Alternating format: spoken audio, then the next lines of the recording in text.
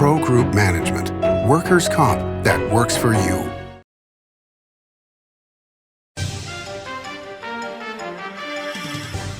Welcome to Nevada Newsmakers, coming to you from Carson City. On the broadcast today, Assemblywoman Dr. Angie Taylor here for the whole show on an all-new Nevada Newsmakers.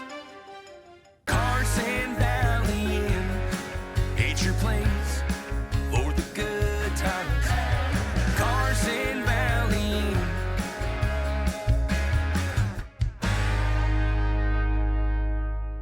The Nevada Builders Alliance has been protecting the interests of the construction industry for over 50 years. Our programs save members thousands of dollars every year and allow them to provide much-needed benefits to their employees. Our industry also allows Nevada to grow. If you're thinking about a career in the construction industry, reach out. And if you haven't thought of a career in construction, what are you waiting for? We are the Nevada Builders Alliance.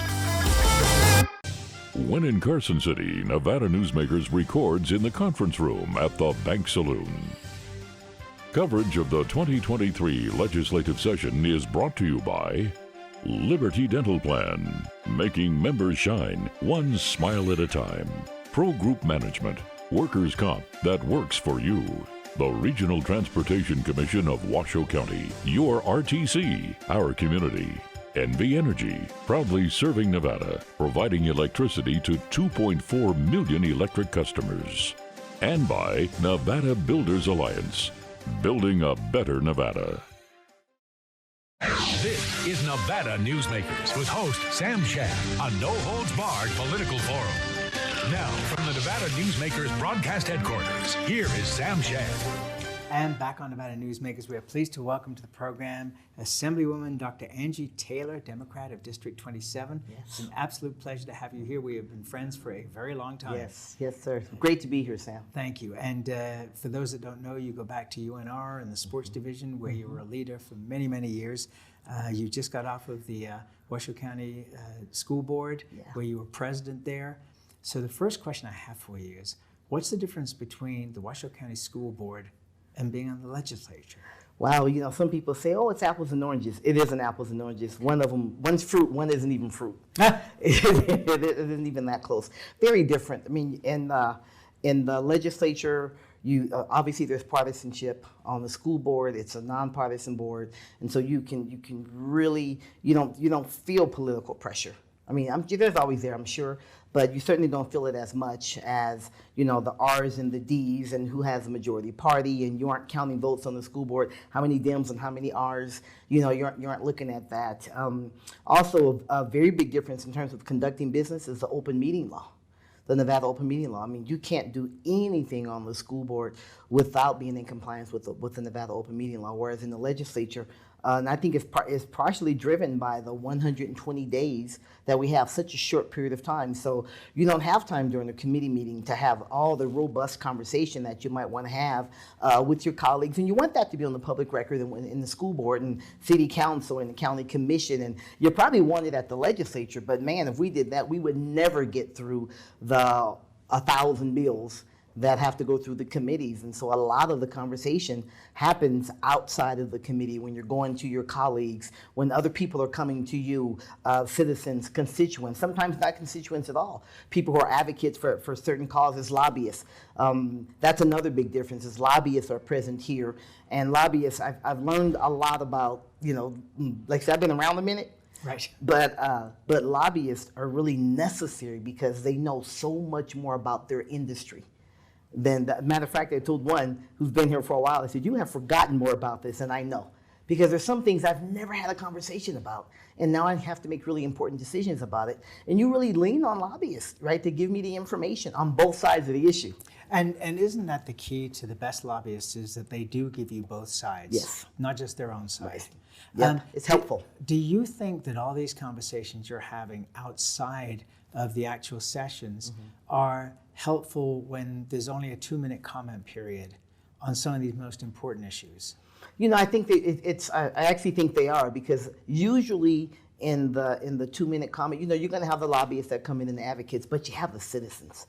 That's most helpful, I think, to me and probably a lot of my colleagues, because now you really get a personal look at how does this impact people personally. I mean, there are so many unintended consequences, right? One of my bills died because of unintended consequences that I didn't even want to happen, right? And you don't know about this until you have the regular, everyday people, right? That they aren't here in Carson City and they aren't, wearing a suit and doing, hey, let me just tell you a little bit about my story.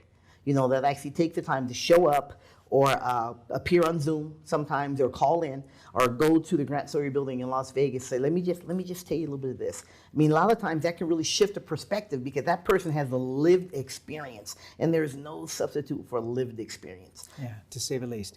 I want to ask you about the carryover from what happened during COVID with the school district and what you observed. And I've talked now to several people who are in their early 20s who tell me that they missed out and are still having issues with loneliness and more because of the time that they were not socially active. And I'm presuming that you are now seeing things coming into the legislature that are connected to that. What can you share with us about both from the school district system to the legislature? That's a really good question. I'm glad you asked, because one of the things that we've had to come to terms with in our district, in our state, in our country, and it's probably present all over the world, is that there are mental health challenges that impact people. Even loneliness to an extent. People think of mental health challenges and that's someone that's schizophrenic or that has a high degree of bipolarism. No, not at all. It's those things that we deal with inside of ourselves, inside of our minds, things that we have to deal with. We don't know how to deal with them. We don't know how to cope. We don't know how to navigate through them. And a lot that was there, but man, COVID brought that stuff to the surface. We have had more conversations, I am proud to say, in the legislature about mental health and the mental health crisis that we have. And it's shown up all over the board, but especially with our children, with our young people. I mean, children need that structure. Children need that thing that they can count on, that predictability. Even those children that I don't like school and so on, it makes a difference in their lives. And you start seeing what happens with kids, right, and adults. But in particular with children, since we're talking about that, when they don't have that predictability, this is the way my life has been for 12 years of my life, for 13 years of my life, or whatever the case may be, and now all of a sudden that rug is put out from under you, that safe place that you had at school where you know somebody at that school, if there's a teacher, there's a counselor, there's a coach, there's an advisor for a club or organization that made a difference in your life. If you ask any adult with any level of success or stability in their adult life, we can all go back to a teacher, right? A coach or something, right? So we have more bills that talk about how do we improve mental health care. At the end of the day, we need more practitioners. How do we get more practitioners? That's the question. That's the question. So we have had, I'm on the Health and Human Services Committee, and we've had a couple of different opportunities to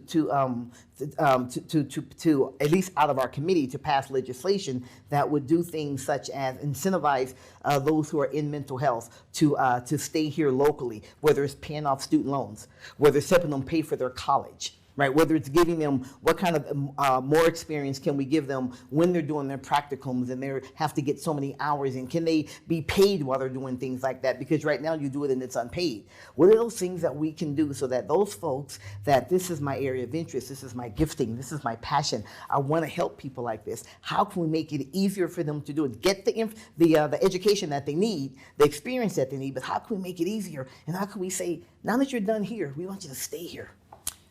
One of the things that I find so interesting about you, and because I've known you so long, but also in the last year, you were given an honor by Junior Achievement, and you gave a speech at that event, and you talked about your life. Your life was not, and I'm just doing an arrow straight up here, it was a whole bunch of different things, and it's almost a miracle that you're here and doing what you're doing. It is, Sam, and and thank you for that. I appreciate that so much. I'm really blessed by that. But I've been blessed by my life. Most people's lives aren't like this when you think about it. It's not that you're gonna get me emotional thinking about it now, Sam. Thank you.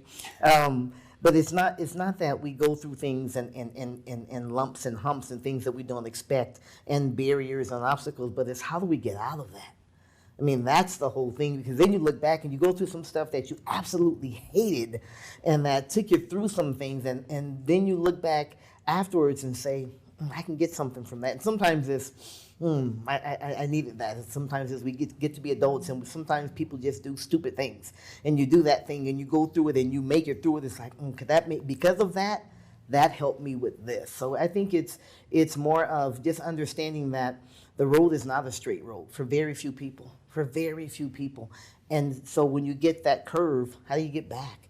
No one goes through life unchallenged. No, nobody does, but that's where you're made, man. That's where you're made. All right, let's take a break. We'll come back more with Dr. Angie Taylor after this timeout. Big R in Sparks is located on Bering Boulevard next to Smith's and across from Reed High School. It's a 50,000 square foot hardware store and a whole lot more. It's huge with clothing, power equipment, tools, and of course, hardware. Big R is located on Bering Boulevard in Sparks, next to Smith's and opposite Reed High School. Big R, hardware, and a whole lot more. Located in the heart of Carson City, the Bank Saloon is a historic watering hole with a modern feel. With a variety of classic cocktails featuring Nevada spirits, space for private events, conferences, and an incredible atmosphere, the Bank Saloon offers a great location to work and play. Come visit us. Located at the corner of 5th and Carson, we'll save you a drink. What do you count on? You count on your power every day. At NV Energy, we've always powered what's important to you, but we're not looking at the past. We're focused on the future. While our standards are high, our rates will remain low. And our commitment to renewables isn't just meeting standards, but leading the way. Because you can count on more than just your power. You can count on the company who brings it to you. That's our promise. You can count on it. Hi, I'm Renee Summerhour, digital news anchor here at 7 at 7. Watch our streaming nonstop newscast immediately with your mobile phone. 7 at 7 is the new way for you to get every bit of local news you need in just 7 minutes. Breaking news, local neighborhood news, weather, and sports are just a click away. Reporters bring you all of what's happening in the Valley.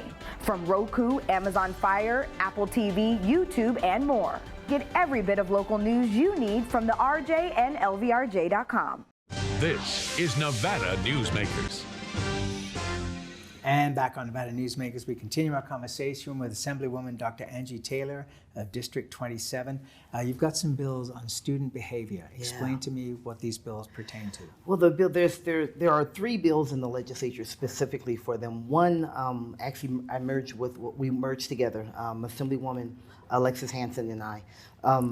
Good sign of bipartisanship. She will be here in 2 days. Okay, good. And I'm sure she'll talk about it. So we landed on Assembly Bill 285. The challenge is that in our schools, we know behavior issues have come so much more to the forefront, right? And I have seen some data that says, maybe there aren't more, not maybe, but there aren't more incidents today than there were, say, before COVID, because we know there was a swing in a lot of things during COVID. But that maybe they are higher profile now. Maybe that they are, and I haven't had a chance to really unpack all of that and so on, but this is my saying on that. Whether teachers are as safe or students as safe or not, they don't feel safe. And you start talking about educators and our need to keep the ones that we have and to hire more. And you talk to teachers, and there was a survey they did in the Clark County School District, which has more teachers. They have more educators than anybody, almost 20,000 there. And they had 2 things that were their high priorities. One was teacher pay, right? And I say educator pay because that's across the board. Sure. And then the second was safety. And so as a legislature, it's like we need to do something about that. The challenge is there's something called restorative justice, which I love.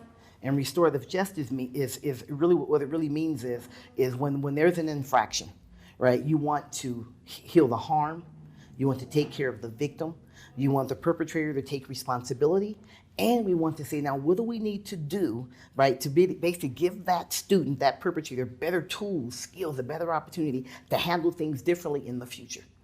And what we found from a research standpoint, not just in the state of Nevada, not just in Washoe County, but across the board, there's a disproportionality for students of color, in particular males, now it's shifting to females, but anyway, students of color is committing the same infraction as a white student, but getting a more severe penalty, across the board. That's where restorative justice came from. It's like, wait a minute, there's something in that we have to balance. And how do we do that so that we keep schools safe, but we also help the child? And so AB 285 was, how do we deal with where we are now? We had restorative justice was passed, Assembly Bill 168.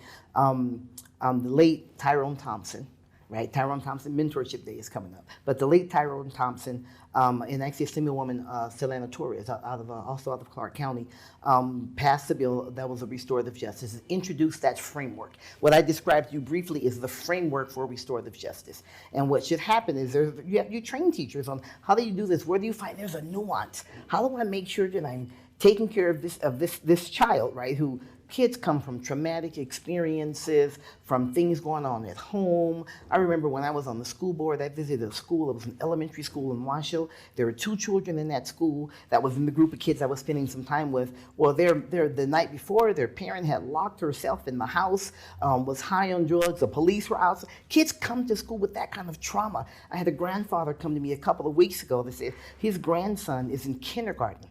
And there's a young woman, a young girl in that kindergarten class, that's 5 or 6, who's in her 3rd foster home.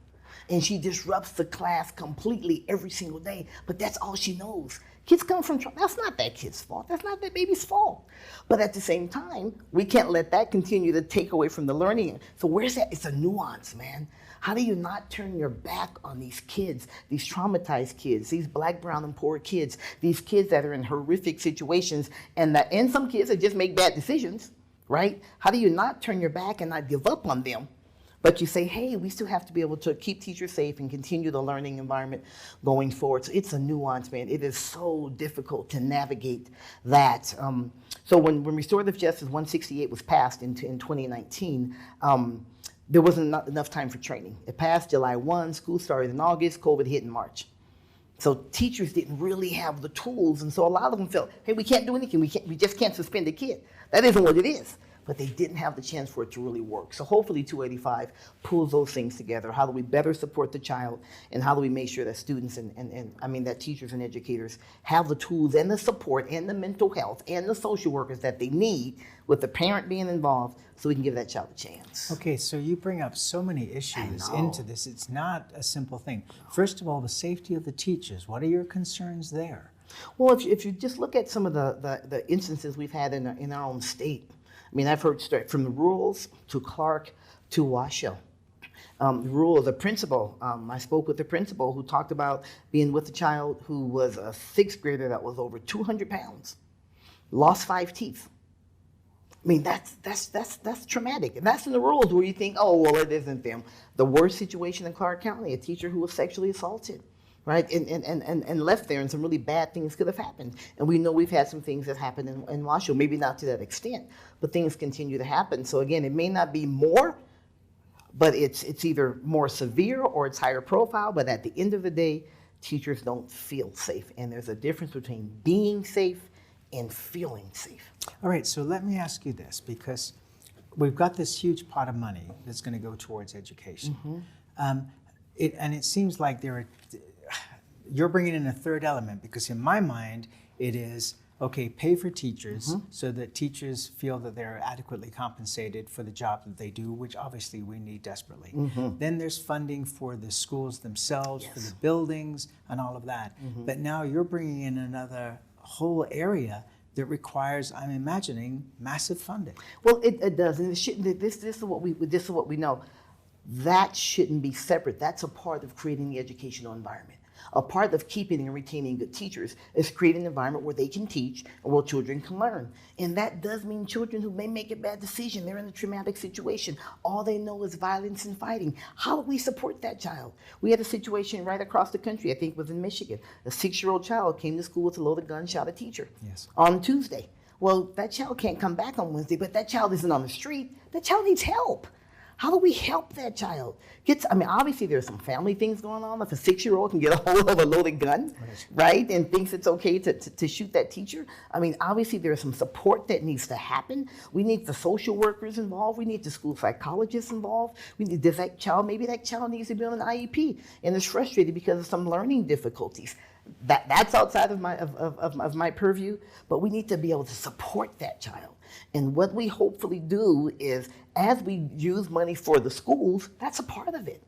So all of this at a time when unemployment is around 3% in this country. Yeah, absolutely. But this is so I won't bring up immigration as a topic for you today, but really one has to think about, you know, how I was talking to a contractor the other day, and I said to him that I have so many clients that are looking to hire people, and he said the problem today is that anybody you want to hire, the people that are applying are no good. They've gotten fired by everybody because everybody wants to hire people. So anybody who's still looking for a job, they're not the people that you really want. That's a challenge from a business. I mean, I'm also a small business owner. That's Yes, a you challenge are. from a business standpoint.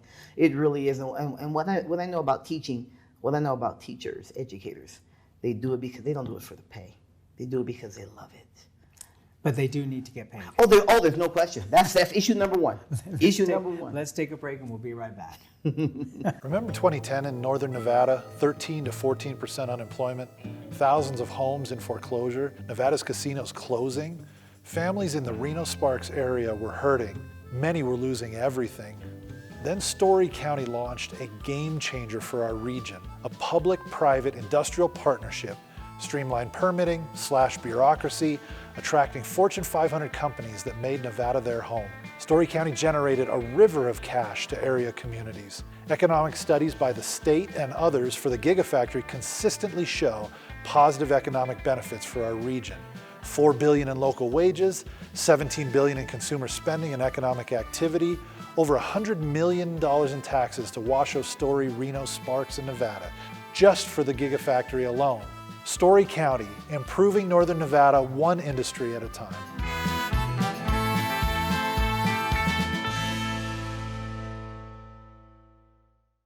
Early in the morning or throughout the night, professional truck drivers are on the job, serving you, safely moving freight that's crucial to our economy. From the oldest industries to our newest innovators, from the exotic to the everyday. Trucks are everywhere, moving everything. Never afraid to embrace a future that makes Nevada and our nation stronger. Trucking moves America forward. Pro Group Management specializes in providing industries with the necessary components to satisfy and exceed workers' comp requirements. Every business has unique needs and specific regulations. Pro Group Management stays ahead of the curve, providing up-to-date services to keep your industry in top form. Discover how we simplify your tasks, improve efficiency, and reduce expense to keep you moving in a positive direction. Pro Group Management, workers' comp that works for you. Save money and take transit. Did you know you can ride the bus all day for less than what it would cost you for a gallon of gas? Plan your trip now by going to rtcwashoe.com. This is Nevada Newsmakers. And back on Nevada Newsmakers, we continue our conversation with Assemblywoman Dr. Angie Taylor, Democrat of District 27. Kind of a lightning round here. Okay.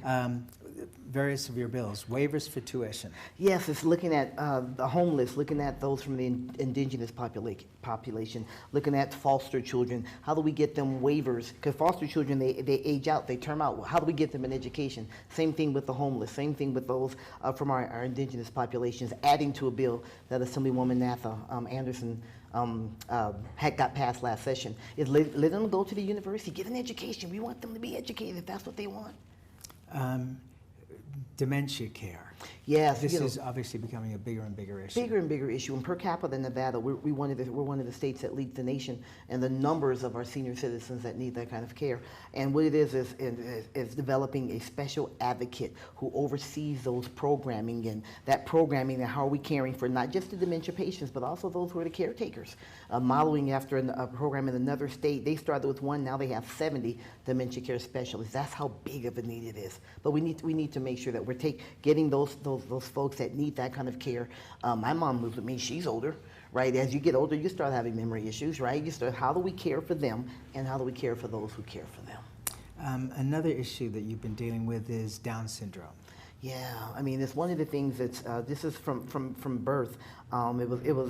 We had a great group of children that came in on this day that helped to present the bill. And when you're a parent and the doctor tells you that your child is likely to be born with Down syndrome, the bill says you have to give that parent the access to the resources right then so they can make the best decision. They always offer, you can terminate the child if you'd like. I can't imagine what that feels like to get that report. Let them know right then. This is where you can get information and resources and support. Then they can make the best decision for their family moving forward. Last topic, sex trafficking. Yes, sex trafficking. I had a bill that, this is an example of unintended consequences that increased, right now it's a felony C to live off the earnings of a prostitute targeting pimps. I wanted to make it a felony B, still do, if that prostitute is a minor, because that's trafficking. But some of the unintended consequences where there are groups of youngsters, teenagers, whether there's sometimes the LGBTQ students that get kicked out of their families, some of them they're foster kids that have left a horrible foster situation, that's how they live, and they can be caught up in that unintentionally living off the earnings of a minor so then it's like, oh, those aren't the kids we're trying to get. So I need to do some more work on that bill.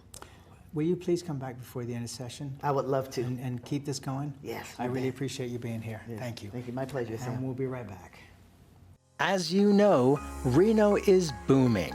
Toll's development company is helping it grow with insightful design and development, building community with every project, adding beauty, adding excitement, emphasizing our shared humanity.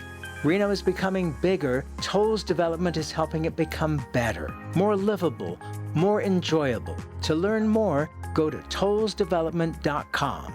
tollsdevelopment.com.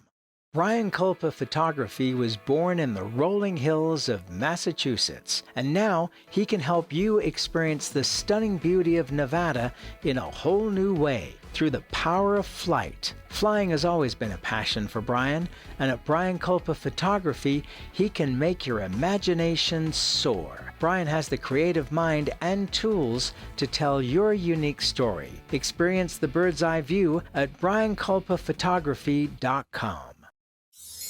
Imagine a magical garden that feeds Carson City's hungry and homeless, teaches our high school students agriculture, creates hanging floral displays to beautify downtown, and yet charges nothing. It's not magic. It's the Greenhouse Project. It's real, it's growing, and it needs your help. Go online to carsоncitygreenhouse.org so together we can grow it forward. When in Carson City, Nevada Newsmakers records in the conference room at the Bank Saloon. Coverage of the 2023 legislative session is brought to you by Liberty Dental Plan, making members shine one smile at a time. Pro Group Management, workers' comp that works for you. The Regional Transportation Commission of Washoe County, your RTC, our community. NV Energy, proudly serving Nevada, providing electricity to 2.4 million electric customers. And by Nevada Builders Alliance, building a better Nevada. Our thanks to the Bank Saloon in Carson City and the Builders Alliance for their help with our coverage of the 2023 legislative session. We'll see you on the next broadcast.